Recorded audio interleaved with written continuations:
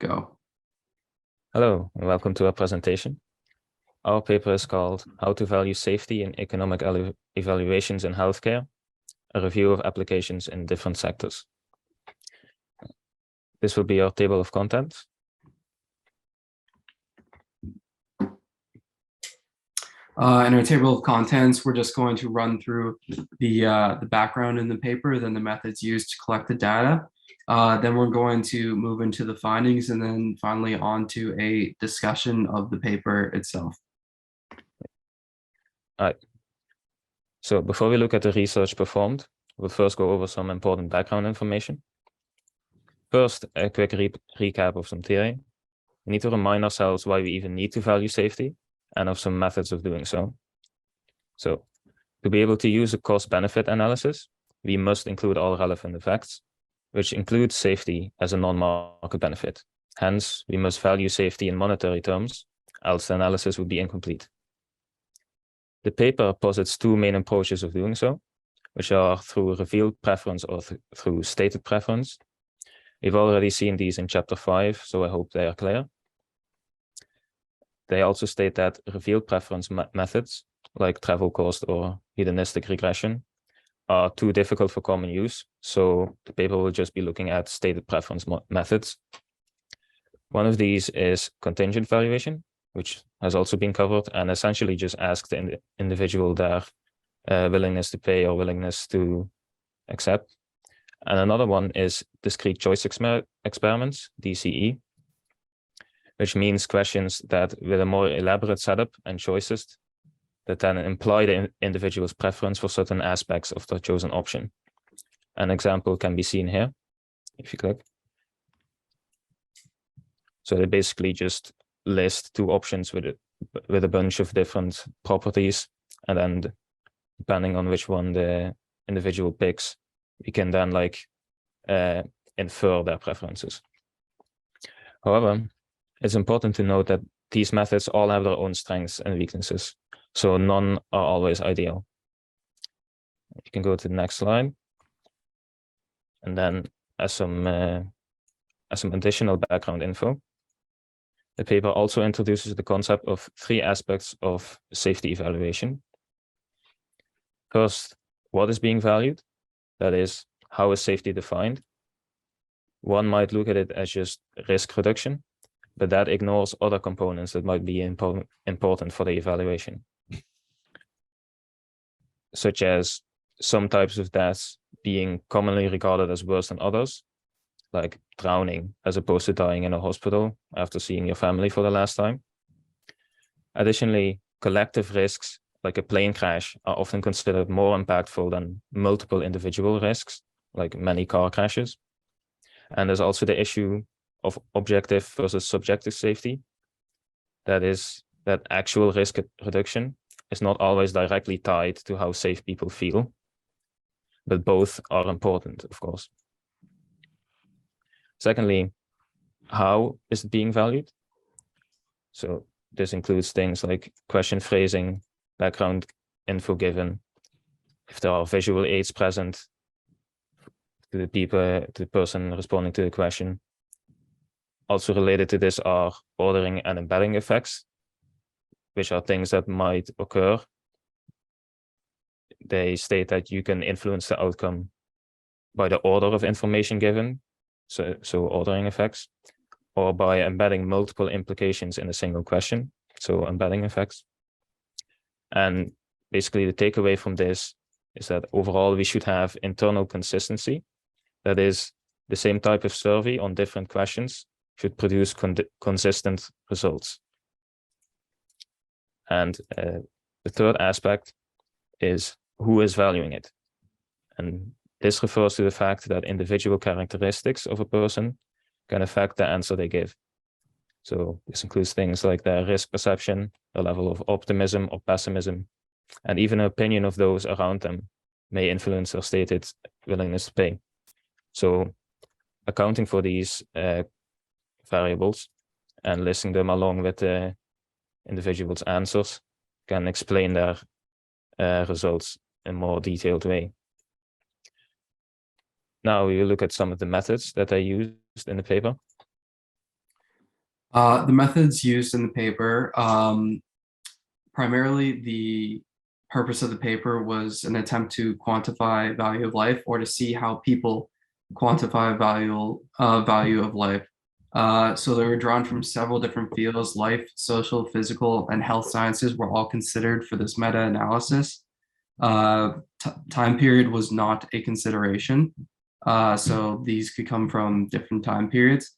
The largest criteria for use in the evaluation was how the analysis was conducted, like were they using WTP, WTA, stated preference, or contingent valuation. They wanted a wide variety of different methods used, as each has their own merits and drawbacks.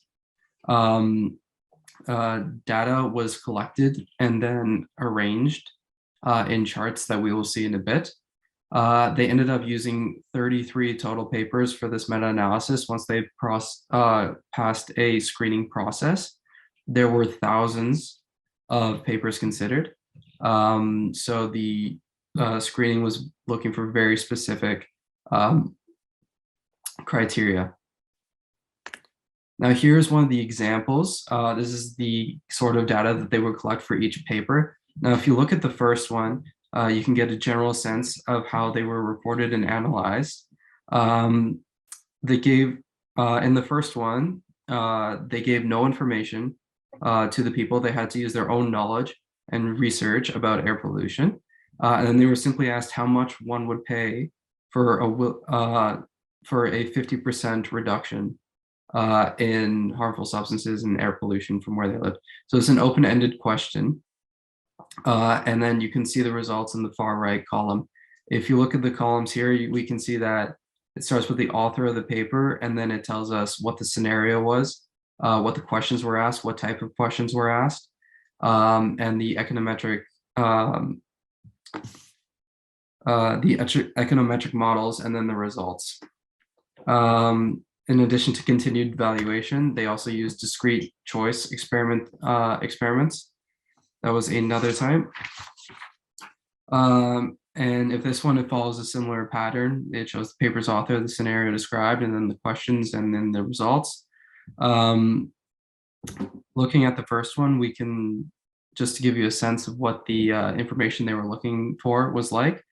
At the first, if you look at the first DCE, they asked about 2 potential programs that would increase taxes but would be used to control mosquito issues. And then they were given 2 options of how to of how much they would want to pay. And then the results were listed on the side, and not surprisingly, increased risk levels led to higher willingness to pay, but then willingness to pay decreased as the costs increase. Now, the general findings of the paper had that the most popular field that was considered was the environment. This is likely because the primary focus of the paper is safety, and the environment is universally applied to all of us and affects all of our collective safety the most. The majority of the papers used risk reduction as their evaluation of safety. There are a couple others, but generally speaking, people valued themselves safer when they were able to reduce risk. It was regardless of whether or not what their initial risk was. It was how they felt safer based on the amount of risk that they could reduce.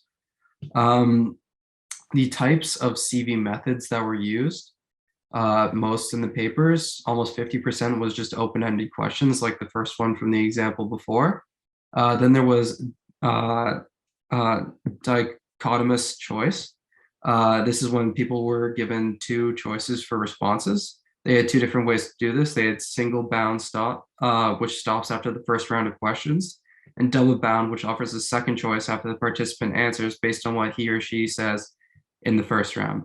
And then the least used type was payment card. Personal characteristics were, personal demographics were considered in what made the, would affect willingness to pay. Unsurprisingly, higher income people were always associated with a higher willingness to pay. Those who have more disposable money are likely to be more open-handed, especially when it concerns their own health. So this is easily understandable. Higher education also led to a higher willingness to pay. However, this may be a confounding variable, as those who have a higher education often have higher income, which would also increase willingness to pay. Age produced mixed results, with 54% of the studies claiming that increased age indicated increased willingness to pay, while the remaining 46% proved the opposite. Age may indicate a lower level of investment in the environment or other safety precautions, as older people have less time to reap the benefits and improve societal conditions and may not be they may not be working and therefore not inclined to spend more money. However, older people may have had more time to accrue more money and thus increasing their willingness to pay.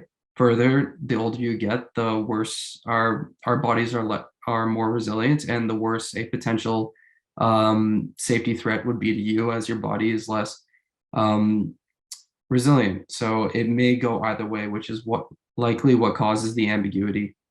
Gender was also ambiguous, as some of the studies said men had a higher willingness to pay, while others said women had a higher willingness to pay.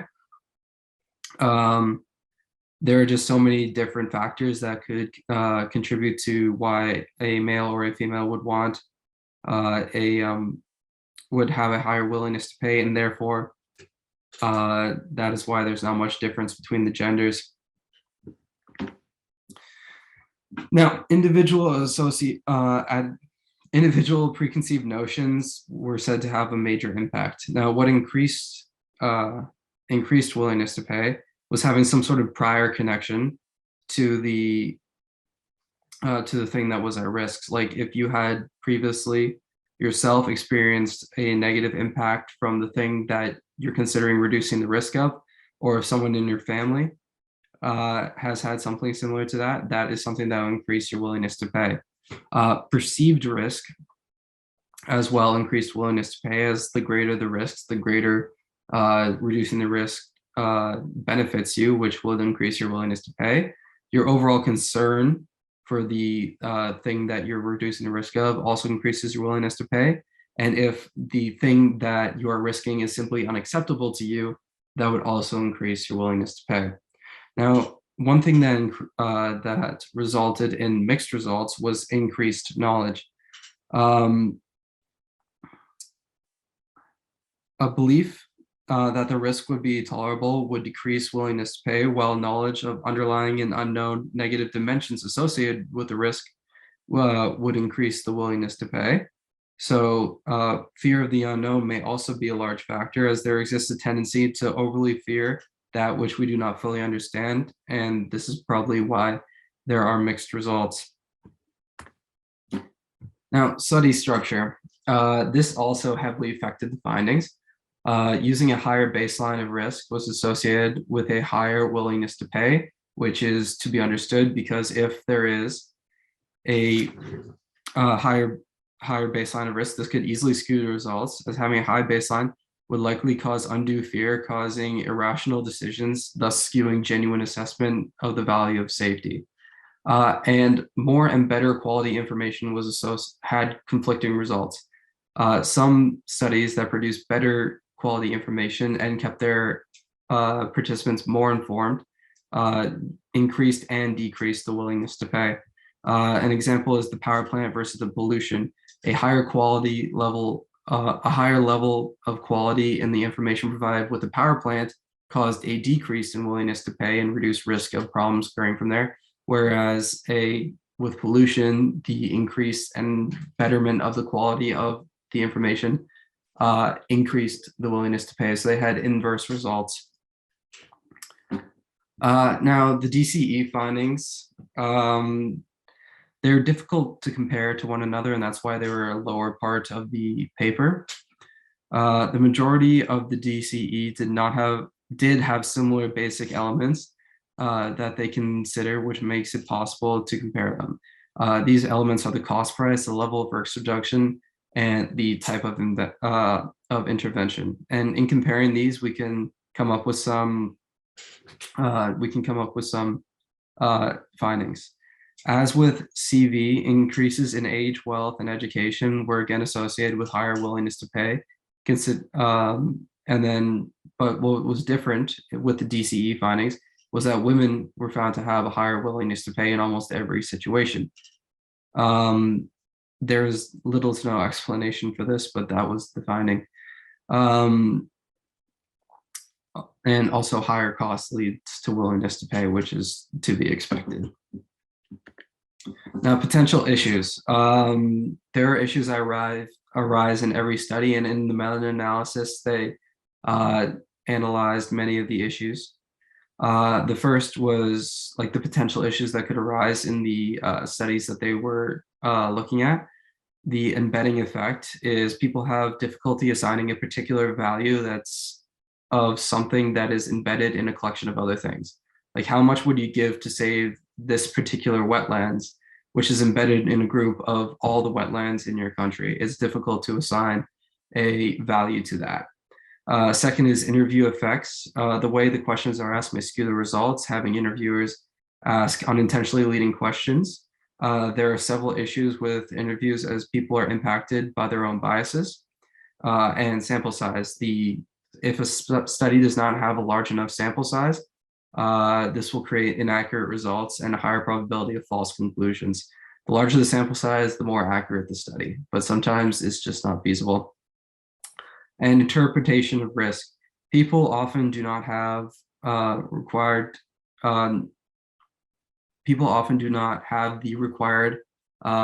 competency to judge risk accurately because of our own personal biases and experiences tend to have us discount certain risks and exaggerate others.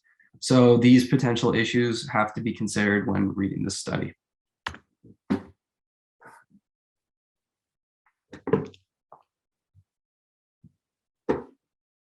So in discussing these results, I'll first quickly summarize them. So we found that one, the contingent valuation is a more popular method than the discrete choice experiments. 2, the risk reduction has been found as the most common definition of safety used in the papers, but it's not quite universal. There are still some that used alternative definitions. And 3, we found some covariate results that can be divided into 3 more categories, either individual characteristics, or the relationship between the individual and the risk being presented, and 3, the aspects of the study design.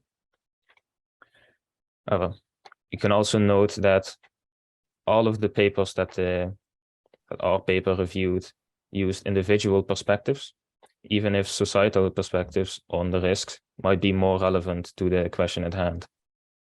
Also, we found that many papers mentioned some theoretical issues that might arise in evaluating safety, but they didn't take any active steps to handle these issues.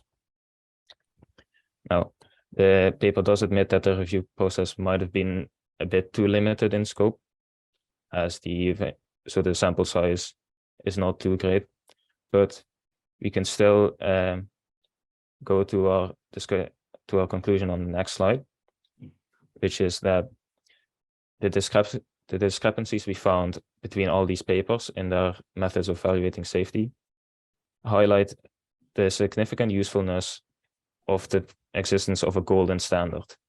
In other words, if we had one universal way to value safety, it would be quite useful to those eventually using the results from those surveys and valuations.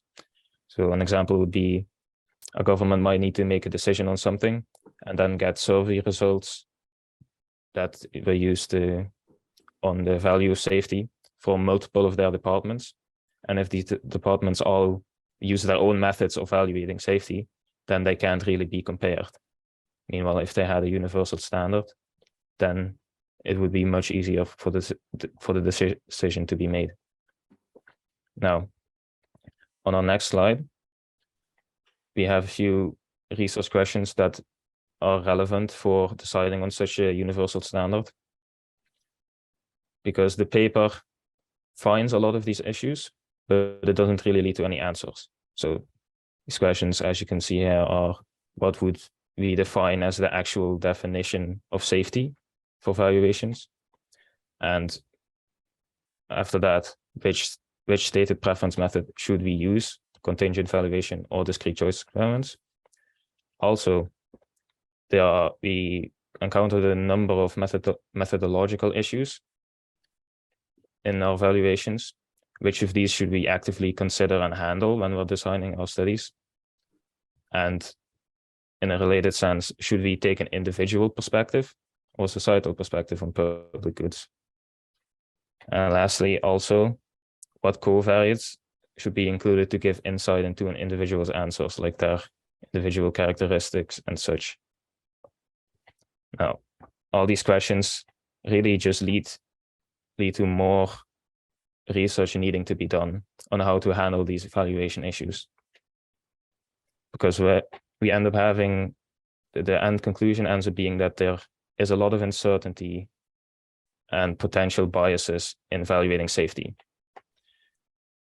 One could see this as a kind of criticism against the safety standard, but you may also argue that this is criticism against the efficiency standard, because that also depends on the cost-benefit analysis, including the benefits of safety.